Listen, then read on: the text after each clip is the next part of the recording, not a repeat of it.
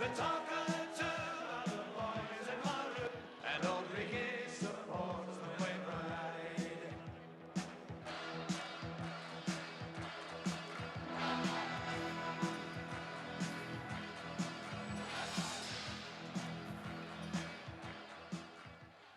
Good evening and welcome to Hearts Live, the only show on your telly dedicated to bringing all the news and interviews from Tynecastle. Joining me tonight is Hearts youth coach Peter Houston. We'll hear from Peter in a moment, but first here's what's coming up on tonight's show. Jeffries speaks exclusively about his sadness at losing Weir. We look ahead to tomorrow's crunch game against the Saints, and Hearts triumph in Youth Cup derby.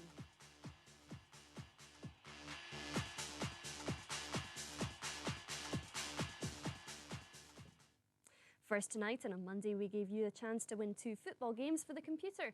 The question we asked was, what Spanish side did Hearts sign Juanjo from? The answer was, of course, Barcelona, and the winners are Ian Shanks, Ian Montgomery, Paul Jennings and John Mason. Well done, all of you.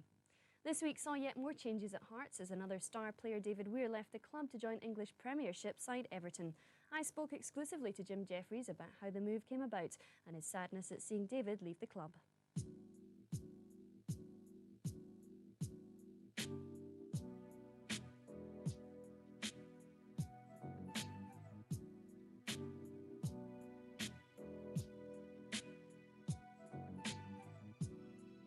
It's time to move on. Ooh, yeah. Said I'm tired of hanging on. Tired of hanging on, yeah. It was Jim Jeffries who brought David Weir to his hometown side Falkirk in 1992. When Jeffries moved into management at Hearts in '95, he knew he wanted Weir to join him.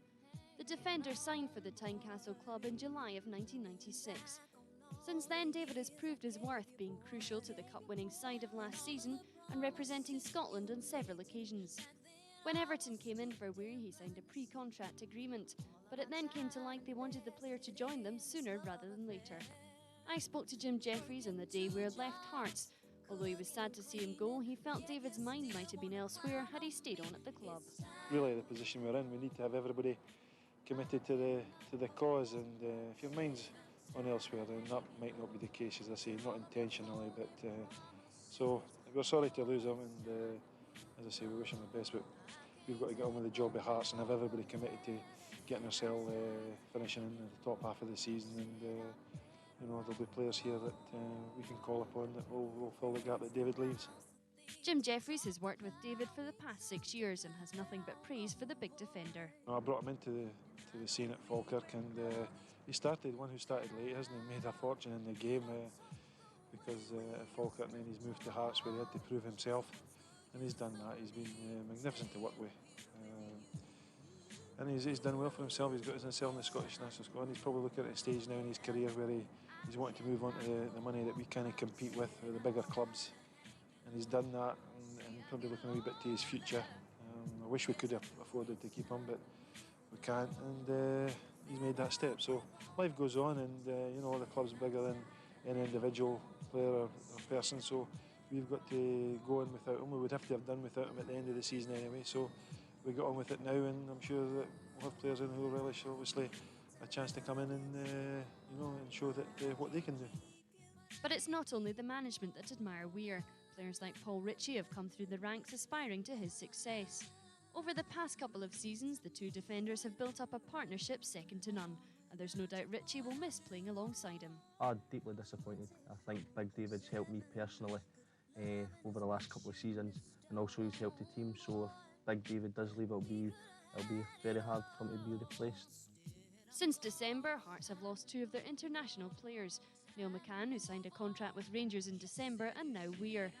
Jim Jeffries saw none of the money from the sale of McCann and now hopes he'll be given the £250,000 from Weir to invest in his squad. Well, we've made a couple of inquiries for a couple of players, but they're not available because we really want to get good quality, and you know, it isn't a fortune, but it's something to work with and maybe trying to use to get some of the quality, a couple of quality players that way. But David Weir will be very difficult to replace because he's an excellent player, and people like that you just don't replace with 250,000. Although losing Weir has been a huge blow for Hearts, Jim Jeffries has a crucial couple of games coming up, the first being St Johnstone at home. In a bid to strengthen the squad, Jim signed Northern Irish youth star Andy Kirk to a 3-year deal at Tynecastle yesterday and may give him a place in the starting lineup tomorrow. Veronica Cleary spoke exclusively to Kirk about why he chose Hearts and to Jim on preparations for the big game. Hearts have lost their second international player this week in as many months, with David Weir off to Everton. This news comes as Hearts are in 8th position in the league and just before 4 crucial games. Hearts meet St Johnstone tomorrow at Tynecastle, where all 3 points is a must for the Jambos.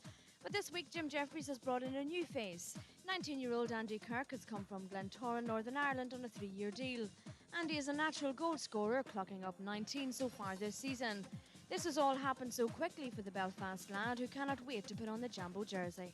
I was lucky enough when I was back home. We won the first 2 trophies this season and we're 9 points clear at the top of the league, so everything was going well back home. But I've come over here and I've heard the club's on a wee bit of a downer, but the boys seem to be all right, and I mean, I'm not worried in the slightest. I just want to get in and concentrate and get my football going and having a career with Hearts Football Club.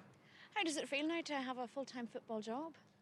Oh, it's brilliant. It was, I think my father, he sorted my other job out, and that was great having my notice and things in there. So, I mean, I was just delighted to finally get the opportunity to play full-time football. So. And you've scored so far 19 goals this season. I'm sure you want to score a few here for Hearts. Yeah, certainly. I'll be wanting to get off the mark as quick as I can, and hopefully I can do the same as what I was doing back home and hit the target a few times. So, we'll see what happens. Will you feature tomorrow against St Johnstone? It's entirely down to the gaffer. I don't know. So I trained this morning with the first team lads. So I'm reporting anyway. So whether I'm picked or not, I don't know. So I'll keep my fingers crossed. How's the fitness? The fitness is great. Well, obviously I'll have to work on it a wee bit over here, but I feel like I can hold my own. So. Jim Jeffries, though, is only concerned about tomorrow's game and is unsure if Andy will play. We're going to a period. The next 4 games are vital. We've got 2 at home, 2 away, and it's all teams that if we get victories against, well, 3 of them at least victories against, then obviously we're going to give ourselves a bit of leeway. It'll probably also get you in the right end of the table and put a wee bit more pressure on teams below. So we've got to aim for that. Starting with 2 home games, we need maximum points, which will set us up for the 2 away games at Dundee against both United and Dundee. What's the team use, Jim? Well, again, we've got this time we've got a couple of knocks, but we've also got a bit of the flu bug going about. Salvatore just trained today. Gilles Russi might be another week away. Paul Ritchie and Paul just recovering from a thigh strain, but now he's went down with a bug as well as Lee Makel down ill. So we've had to do without 2 or 3 tomorrow again, but that's followed us around this year, so we've just got to contend with it and get on with it. What about new signing Andy Kirk? Is there a possibility he could start tomorrow? No, well, it's one we're going to leave because it depends on the availability. If there's any more call-offs, then we might have to look at what we have available on the bench normally. But it might be that we maybe need a defender, especially with the under-21 rule. So we'll decide that. If it's a forward, Andy's got a great chance. If it's a defender, we'll have to pick that depending on who's available. First, Peter, thanks very much for joining me tonight. First question, obviously, is, how big a blow is David Weir going? David Weir's a big blow because David's an international like Neil McCann, but David's a different, he's got more stature and a player at the back who held the defence many times, him and Paul Ritchie together last year. It means the breaking up of a partnership which was excellent for most of last season and for some games this season as well. So David's away now, but we've got to concentrate and be positive and think to the future. There's been a lot of speculation about other players as well, Paul Ritchie, Stefan Adam. Is that unsettling for players and management? We don't really think about it because it's up to the individual. The players have got to make up their minds whether they want to stay at Hearts and play for Hearts. We've got to think about the big picture, and that's the first team. We want them to stay. They're excellent players, and it's not to say that they won't stay. We want them at Tynecastle playing their heart out, and as long as they're working hard and training hard, we expect them to play hard. Speaking to you during the report there, you're sad to see David go because you were with him at Falkirk as well. Yes, it's similar to Jim and Billy. Jim and Billy brought him into Brockville, but I was at Brockville at that time as a coach as well. So I've known David for a number of years, and I actually phoned him on Wednesday night prior to the Middlesbrough game, around about 5 o'clock, just before he was going to Goodison, to wish him all the best, and I think he appreciated the call. Looking to tomorrow's game, it's a huge game from Hearts and you really have to take something from it, don't you? Yes, we do. It's very important that we pick up points in our home matches. St Johnstone had a magnificent season so far. They're a hard team to beat. We've found that to our cost this season. But it's a game that we've got to lift the heads, get out there, work hard and take something from it. You've won a couple of friendlies since the last game, the last league game. What's the mood and anticipation of the game? Well, no matter what game you're playing, whether it be friendlies or whatever, it's always nice to win. And it gives people confidence. Jim Hamilton got a great hat-trick against Raith Rovers on Monday night, and it's still in St Mirren on Saturday. The team performed well. We had Gary McSwegan come back from injury as well, who looked good in that game. Wanjo scored a couple of goals. So, all in all, it gives you confidence. It's all about winning, isn't it? Speaking of Monday's game, Colin Cameron was back. It was excellent to see him moaning in the dressing room again, because Victor is renowned for that. But the buzz that he gave the team when he went on, I think everybody lifted to it. Stevie Fulton started moving, giving passes to him, because 1 minute the wee man's in his own 18-yard box, and the next minute he's in almost scoring the goal at the other end. Jim always talks about Hearts not being about one player, but it's amazing that a player can give such a boost when he comes back like that. Yeah, because Colin plays in a position that we allow him to get forward and go in and hurt teams in behind and things, and he's one of the best in Scotland at it. So when he's doing that, everybody plays round about him. He gives everybody a lift because he's like a wee time bomb running about that pitch, and it lifts other people, it gets people working. OK, Peter, thanks very much for the moment. Well, that's all we've got time for, but be sure to join us after the break when we follow the Hearts youth team on their way to the BP Youth Cup quarter-final at Easter Road. Hibs will be dying to beat us this year. They've also current champions of it. They're looking quite good just now, and obviously they'll be looking to beat us tonight.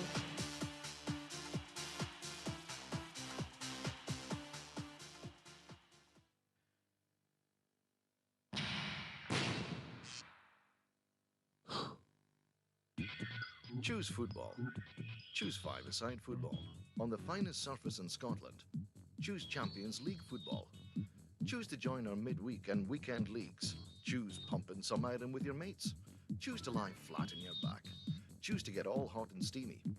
Choose to have your corporate entertainment or a party celebration. Choose to pick up the phone and dial. We chose Champions League football. What are you going to choose?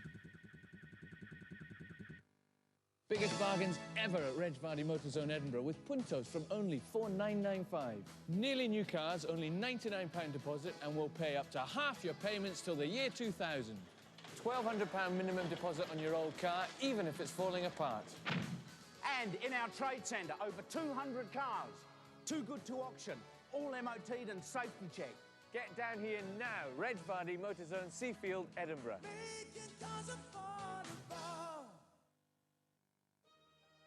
When you think beautiful kitchens and bedrooms, think Palazzo. Kitchens and bedrooms individually designed with you in mind and installed by Palazzo's own craftsmen, all guaranteed for 10 years at amazing prices.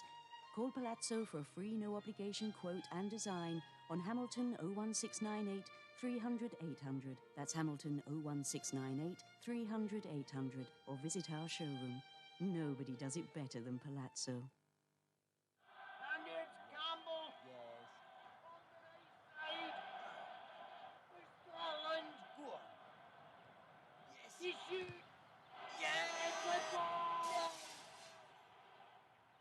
It's okay, son. Lochinvar are replacing all these drafty, rotten windows. You'll score every time with Lochinvar windows. Buy now and pay nothing till spring '99 for fully fitted double glazing. Hurry, don't miss this winning offer from Lochinvar Windows. Relish in the best Indian and Arabic cuisine at Gulnar's Passage to India.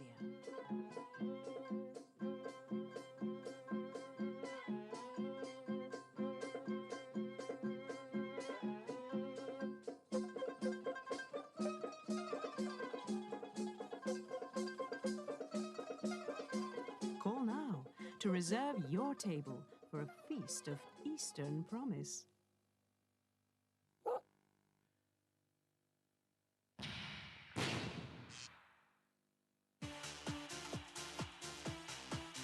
We were very happy with the result tonight. Yeah, it's a derby game, BP Cup quarter-final. The boys were up for it, and a lot at stake for the boys. And I think it showed. There's a bit of nerves there, particularly in the first half.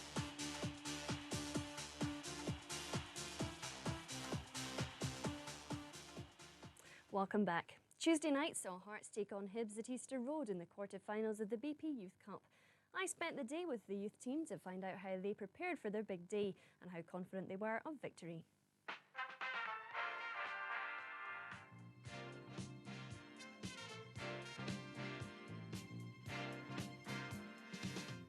Last season, it wasn't only the first team that brought a trophy to Tynecastle. The youth team also triumphed in winning the BP Youth Cup when they beat Dundee United in the final. This year, the Junior Jambos have already beaten Dundee United. They faced them in the last round when they beat them 2-1 at Tannadice. Tuesday saw the squad going into the quarter-finals where they faced Hibs at Easter Road. The squad were not only looking forward to the game, but also to playing Hibs, with the game being the first derby of the season. I think it's caught the public's imagination, and quite rightly so, and hopefully we can give the Hearts fans something to shout about. Do you feel there's more pressure on you this year because obviously you're the cup holders? Definitely. I mean, Hibs will be dying to beat us this year. They're also current champions of it. They're looking quite good just now, and obviously they'll be looking to beat us tonight. Obviously the first team are out of the cup. Would you like to prove that the youth boys can do better than the first team this year? The boys are giving a bit of stick there. Yeah, definitely. I think Hearts have been disappointing this season, and we'll be looking to make up for it. And make up for it was exactly what the squad did on Tuesday night. But instead of relaxing before the quarter-final clash, the youth team still had to go about their daily duties.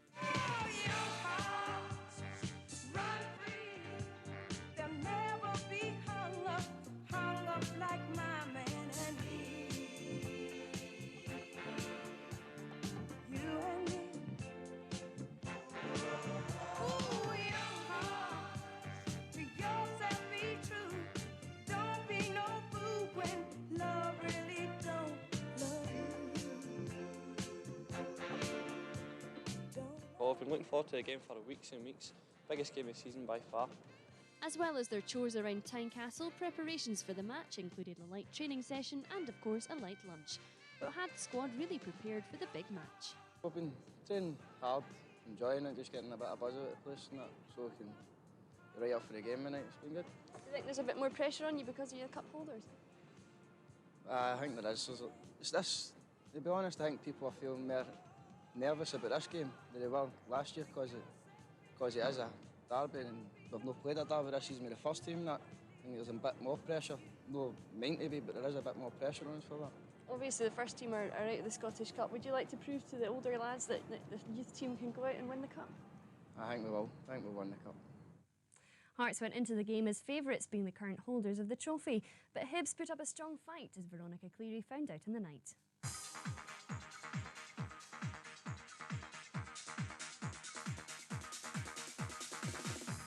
Things in the first team may not be going according to plan, but the Hearts youth team certainly took their cup tie against Hibs in their stride. Hearts had experience on their side, fielding 9 players who featured in last year's final. Chris O'Neill provided depth on the wings, making life difficult for Hibs. Hibs, on the other hand, were without experienced Mark Dempsey and Liam O'Sullivan through injury. With this in mind, it was always going to be difficult for the Highbies, especially for young Martin Hughes, who had very little support in the middle of the park. 4,500 fans turned out to witness the only derby of the season. The first quarter was scrappy, but slowly Hearts emerged as the stronger, more organised side. A goal at this stage with Hibs' defence and retreat from Stephen Simmons set the young boys on fire. A second from Stephen O'Donnell 4 minutes after the interval signalled the end of the game as a contest. It was not all one-way traffic though. The Hibs kids battled hard to get back into the game. With the help of Tom McManus up front, Hibs almost opened the scoreline with Sean Vadera blasting at Scott Strang's legs, only for Jimmy Carter to send it wide. A goal at that point would have meant the finale could have proved a more dramatic contest. But as it was, Hearts were the hungrier, and the impetus to get another goal against their oldest rivals was only inevitable. Hibs' shortcomings at the back were once again exposed as Darren Goldie made it 3-0 with only seconds left on the clock. Hibs 0, Hearts 3 was how it finished. Hearts now through to the semi-final at home to Dundee. Yeah, we're very happy with the result tonight. Yeah, it's a derby game, BP Cup quarter-final. The boys were up for it, and a lot at stake for the boys. And I think it showed. There was a bit of nerves there, particularly in the first half. Both teams were, probably would say that they could play better, but the stakes were high, and everybody was giving everything they had. And when it's like that, and it's a wee bit windy tonight, and a bit dry and a bit bobbly, then perhaps it wasn't a classic soccer game, but certainly thoroughly deserved the 3-0 victory. I felt, I thought we were on top. Of other chances that we could have felt we'd been 2 or 3 up at half time. I thought we controlled the first half and we could have had 2 or 3 more goals. Extremely disappointed. I didn't honestly think there was 3 goals in it, but Hearts scored one very, very late on. But disappointed that they out-competed us a little, and they got the ball forward better for us and gave us a few problems. Was the early goal unsettling for the lads? It's always, well, it wasn't too early. It was about the 20th minute or something, I think. It's the first goal is so important, especially at all levels. But even more important at young level, it gives them much more confidence. Then we don't have to push forward as much. In the second half, we take a chance and try to get forward a wee bit more, which creates more space at the back for them to play into. So it's a game that's very much easier to play on the counter-attack than it is actually trying to build things up. Yeah, very delighted. It was a great team performance, and obviously a 3-0 victory at Easter Road. You can't complain with that. Was it something you were very fired up for, considering this is maybe the first derby so far this season? Well, I was fired up anyway. I'm a true Hearts fan, and to win at Easter Road is very special, but especially in a quarter-final time. How had you been preparing for this mentally? Well, we just sort of try to stick to our game plan, the passing game, but unfortunately our passing game didn't work tonight, but we just had to battle, and we got through in the end. I think, losing the early goal wasn't the best of starts for us, but we did have a lot of chances. And, if we put one of them away, that makes the game completely different, but we didn't. Would it be fair to say, though, Hearts, the youth team that was out tonight, 8 of them have been in the final from last year and have been here before, and it was a new experience for you all? Yeah, that's true. I mean, it was a big occasion for most of us, and they probably looked a bit more composed than us, and they knocked the ball around well and a bit more up for it tonight, I think. Well, Peter, we saw the under-18 team there preparing for the big day. Do they prepare for big games in the same way as the first team? Yes, very much so. John McGlynn had been working with them for a full week there. They worked hard in set pieces, they worked hard in free kicks, they worked hard how to defend properly and attack properly. So we go through the full shebang with them as well, and I thought they were magnificent the other night. Obviously, with it being a derby game, it was of huge importance. Were there many nerves in the camp before it? Loads of nerves. I think Darren Goldie mentioned in camera there that it was a very big game because Hibs have been going well in the first team this year. Hearts hadn't been going so well. I think the boys wanted to give the Hearts fans something to cheer about by going to Easter Road and getting another good victory. Jim and Billy were at the game on Tuesday night. Is it a regular thing that they appear at the youth games, or was it just because it was a special night? Well, Jim and Billy, to be fair to them, go to an awful lot of youth games and reserve games, and they try and take as many in as they can. This year the youth games have been on a Saturday morning, which makes it more difficult. There's been 1 or 2 through the midweek, but Jim and Billy always like to show a presence and see what's coming through. We've obviously mentioned Hearts youth policy several times in the show, and once again it's proved successful. What do you think the secret is? I think hard work behind the scenes. I think hard work below under-18 level at 16s, 15s, 14s, and the work that John Murray, the chief scout, bringing people together at Glasgow, Dundee, Edinburgh, etc., and getting players to train and learn the Hearts way. What did you think of the boys' performance on Tuesday night? John and I were talking about it after the game and said that they've probably played better against Dundee United in the last round, where the passing was better. But in derbies you don't often get an awful lot of good football, and I thought our lads were more up for it and were absolutely delighted. We've spoken about the youth players, and obviously because of money problems at the club, do you feel that you have to depend on the youth players coming through? I think with or without money at the club, you should always depend on youth players coming through. I think it's important that clubs like Hearts continue to get young players into the first team. I think our first team just now with Gary Naismith and Paul Ritchie, etc., Gary Locke, they've come through. John and I will be disappointed if we don't get 2 or 3 in the coming years. Jim and Billy are always known for giving people a chance, like Chris O'Neill, to come through at Ibrox. Would you say that gives some of the younger players a bit of confidence, knowing that they will perhaps at some stage be given a chance? Very much so. I think it means a lot when they're coming to sign for Hearts, because it's a great selling point, and Hearts' selling point is they will get the chance. We don't offer lots of money for big players. I see a Celtic player who's signed for them during the week that lots of clubs probably offered lots of money for, the young boy Fotheringham. But we don't offer any money at Hearts. We offer them the chance to play in the first team, and if they're good enough and they work hard enough. Hearts have now got Dundee in the semi-finals. How confident are the boys? Well, we've played them twice this year. We've won one, we've lost one. The second game we had a weakened team, so they're quietly confident, although we won't shout our mouth out. Do you think you can go all the way again this season? Why not? Celtic are a good side. They play Morton in the first semi-final. They have got guys like Mark Burchill. But in saying that, on our night, Hearts can beat anybody. Peter, thanks very much for joining me tonight. Well, that's all we've got time for tonight, but tune in on Monday at the same time, 6:30. Or if you have any comments for us, you can email us. That's at heartslive.co.uk.